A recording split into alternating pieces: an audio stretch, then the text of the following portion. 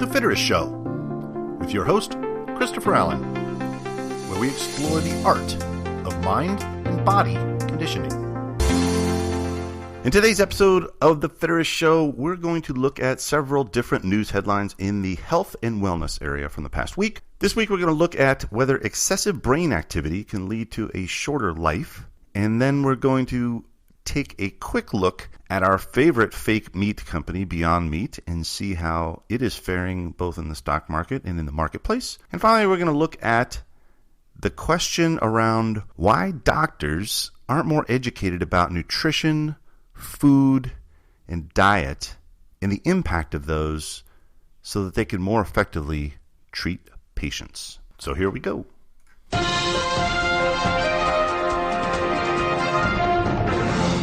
Our first news headline comes to us out of Harvard Medical School, and it's a recently released study that seems surprisingly counterintuitive because it suggests that excessive brain activity could lead to a shorter life, which means thinking too much or too hard could cause you to die sooner. Seems a little counterintuitive. So let's take a little deeper look at the methodology. So what they did at Harvard Medical School is they looked at the brain tissue that were donated by people in the age range from their 60s and 70s to people who live to be 100 years or older. And what they found is that people who died before their mid-80s had lower levels of a protein called REST in their brains. And what REST does is it tamps down the genes involved in sparking brain activity. So compared to the very oldest people, they had lower levels of this REST. And REST has already been shown to be protective against Alzheimer's disease. But they weren't sure whether REST somehow protected people from death or was just a sign of further aging. So since it's not really currently possible to measure REST in the brains of living people, the scientists at Harvard decided to begin experimentation in roundworms and mice to test whether it plays a role in lifespan. When the researchers increased the activity of a worm version of REST, the worm's brain activity decreased and they actually lived longer. And the opposite happened when they disabled the REST-like gene in roundworms that have very long lifespans. The worm's neural activity actually increased and their lives were dramatically shortened. And in mice, those lacking REST were also more likely to have busier brains, including seizure-like bursts of activity. So what does this all mean? The experts generally agree that you want neurons to be active in your brain. It's a good thing. When and where you want them to be active, not just generally firing for no particular reason.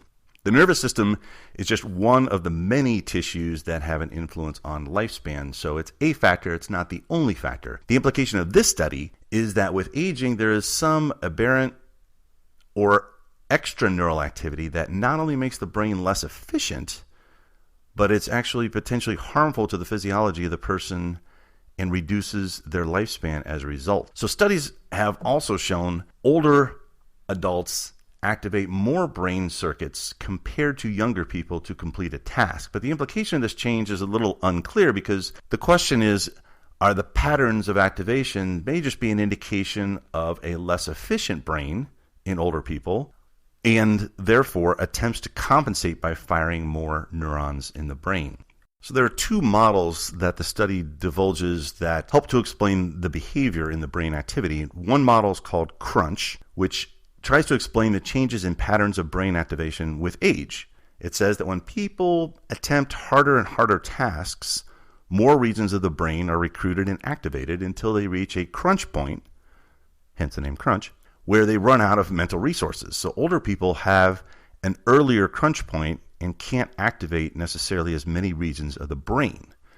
The second model is called STAC, S-T-A-C, which says that older adults have a natural variation in their basic makeup of their cognitive resources, and those variations influence how and whether people can engage more neural regions when faced with difficult tasks. So can they fire and engage more neurons in the brain when they're faced with difficult tasks? That's the STAC model. So traditional thinking around the brain has really revolved around use it or lose it. So the more you remain active with brain activity as you get older, it's better for you.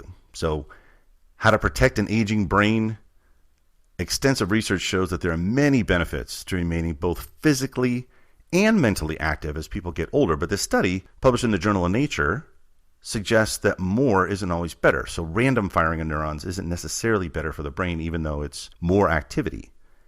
When you have excessive activity, at least at the level of brain cells, it could potentially be harmful. So one of the keys for the future for this study will be to see if researchers can possibly target rest with drugs that could lead to new ways to treat neurodegenerative diseases or even combat a little bit of aging itself, particularly in the brain. We'll see.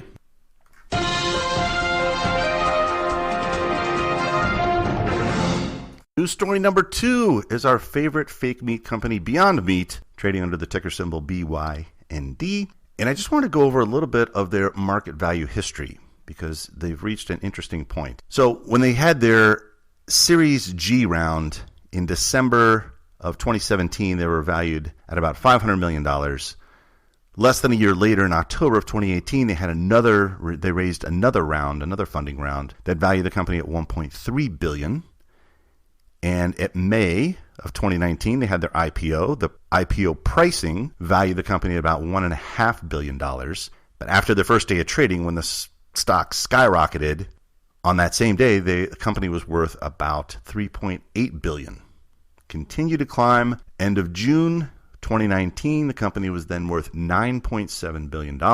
By the end of July 26th, the company was valued at $14.2 billion.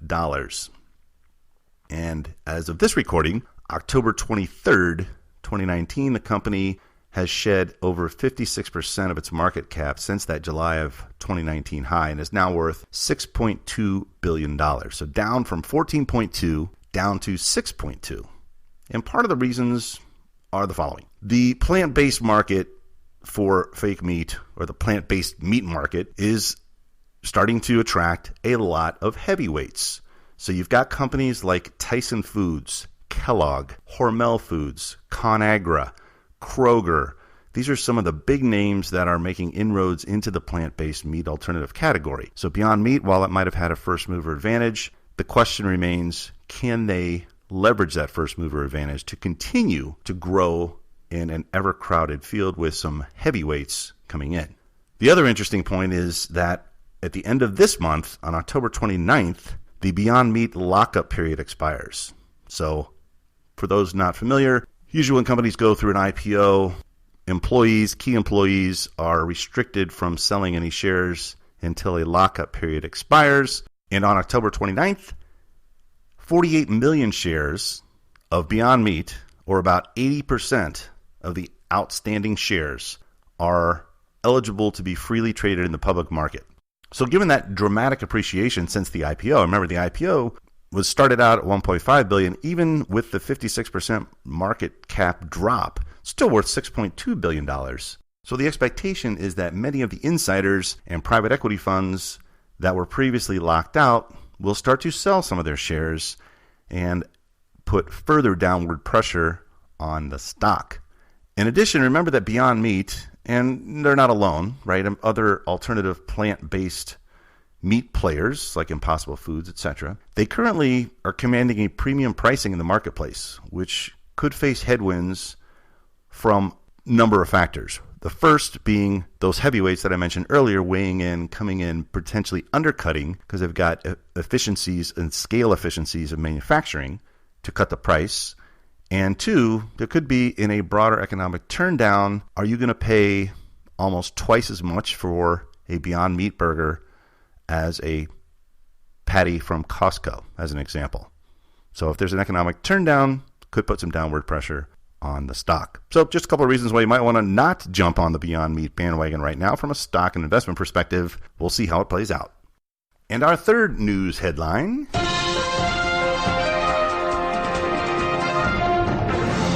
This one is a big one for me. It is around the nutrition education within the medical community, particularly medical education and what role nutrition plays in a pretty broad systematic review of research out of the University of Auckland in New Zealand. They started with a pool of about 66 studies, and narrowed and screened those down to ultimately come out with about 34 different studies. And they chose studies that were just released since 2012, so they didn't have to go back into the 1940s and 50s because that defeated the purpose of this particular systematic review. And what they found was a well-recognized evidence practice gap that exists between the nutrition knowledge, the skills, and the attitudes needed for nutrition care and the actual nutrition education provided to medical students. In the medical and healthcare industry over the past 50 years, in general, they have excelled at what's kind of referred to as episodic care. You come see me, you've got something wrong with you, you tell me your problems, and I write you a prescription,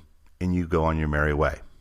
As a nation, we've gotten really good at that, and there's a number of underlying reasons for that. We're not going to get into all of those, but suffice to say, we're very good at treating symptoms with prescriptions. The challenge, however, is that in parallel to this prescription writing frenzy, there has been a non-trivial rise in calorie-dense, nutrition-poor, relatively easily accessible and inexpensive, highly processed foods that has permeated the lifestyle and caused a huge obesity crisis that ultimately has had a significant impact on our health and more than likely led to many of the chronic illnesses and diseases that we are seeing today.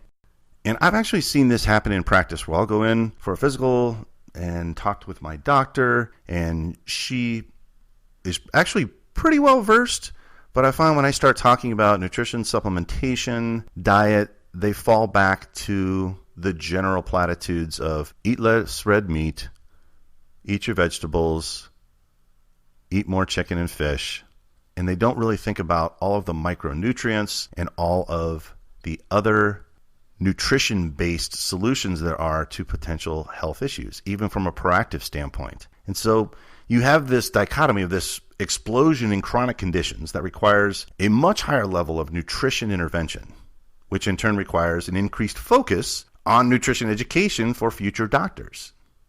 However, medical school students, residents, and physicians in general, they themselves are reporting that they are receiving inadequate nutrition education. Another recent international review published in the Lancet Planetary Health, the authors evaluated 24 different studies that investigated recently graduated or current medical students and their perceptions of the nutrition education provided to them. And they found that regardless of country, regardless of setting, regardless of the year in which they are currently enrolled in their medical education, students express a desire to acquire the skills to confidently counsel patients on nutrition, but they do not obtain the knowledge to do so in their training. They are not supported to really provide high quality, effective nutrition care that can actually combat and or proactively address many of the chronic conditions that they're seeing. So they see these patients, which oftentimes are a result of years and years of poor nutrition, and they, as an example, will write a prescription for a statin instead of getting to the underlying root cause and saying, let's really look at lifestyle changes, let's look at nutrition and dietary changes before I write you a prescription. One of the other challenges that the authors cite, which I think is an interesting note, is that if a patient goes to visit a doctor and the doctor does not talk about diet, then the patient ultimately is led to believe that nutrition is not one of the underlying elements that can potentially positively impact their life or lifestyle. And so again, you get to this little bit of a slippery slope where they have less nutrition education, therefore they might not be as confident to bring up nutrition, diet, and lifestyle changes as part of an effective patient visit. And then the patient then leaves with, well, they didn't talk about diet, they didn't mention any of that stuff, so I guess I just should get this prescription filled, which is not always the best course of action. And so what they looked at was that medical schools are really, really good at teaching the chemistry and the physics of metabolism, how enzymes break down food, but where they fall dramatically short is in that practical application, the real-life nutrition. Students aren't taught how to really translate what they've learned about nutrition and diet into actual conversations that they have with patients about food and its massive application in patient health. Additionally, many of the medical schools don't require applied nutrition courses, in part because There's no nationally recognized curriculum for medical student education around nutrition. So each school has their own concept of what is important, and others debate whether or not it's adequate or not. One possible explanation why medical schools may not require these courses is that the board exams don't include applied nutrition. So if it's not on the boards, let's not waste our students' time with stuff that they're not going to be tested on to get their actual degree and pass the boards. And so as a result, the students, once they're in med school, they mostly care about what's on the boards. The authors then go on to propose a few ideas for, okay, we got this issue. How do we remedy this lack of nutrition education in medical schools? So they posit a few theories. One, you could add nutrition questions to the board exam. Seems pretty straightforward.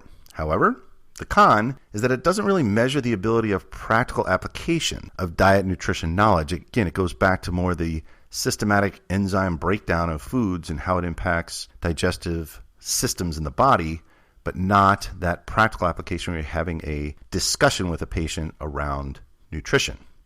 Another solution they presented was to just integrate applied nutrition into existing course frameworks. So just add additional content material within med school classes. A third proposed solution is teach the medical students how to improve their own health and lifestyle and nutrition habits. So therefore, theory is if they're taking better care of themselves, they will then provide better counseling to patients, a better understanding of the challenges, the pitfalls that their patients may encounter with dietary changes, etc. However, this is also really difficult to enforce and/or mandate. Those medical students don't have a ton of free time, and I think it's just difficult to say you have to take these health and lifestyle habits and practice them yourselves. All of these solutions depend on the type of medicine the doctor will ultimately practice. So as an example, just because you're in med school doesn't mean you need to be educated fully on nutrition. As an example, you have a radiologist has a lot lower need for nutritional information than a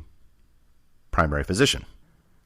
Also note that the obesity problem that has arisen over the past 20 to 30 years or so, and there was less of a need for doctors to try to proactively address this when diets prior to this and medical school curriculums that were developed prior to this didn't really have as big of a need because there was not this explosion of obesity and chronic illnesses as there is today.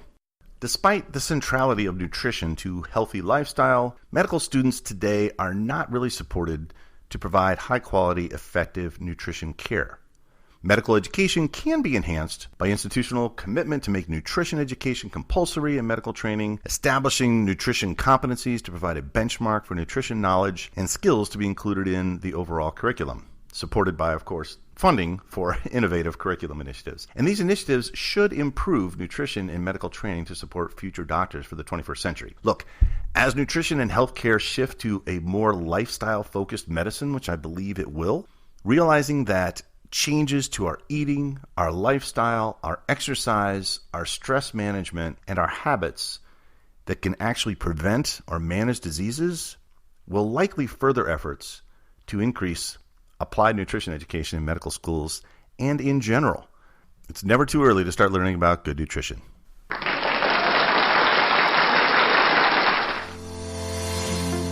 With that, I'd like to thank you for taking the time to listen to The Fitterist Show. You can follow us on Instagram at FitteristMindBody and on Twitter at FitteristMind. If you enjoyed this episode, please send it to a friend or subscribe to make sure you don't miss any future episodes of The Fitterist Show. My name is Christopher Allen, and make it a magical day.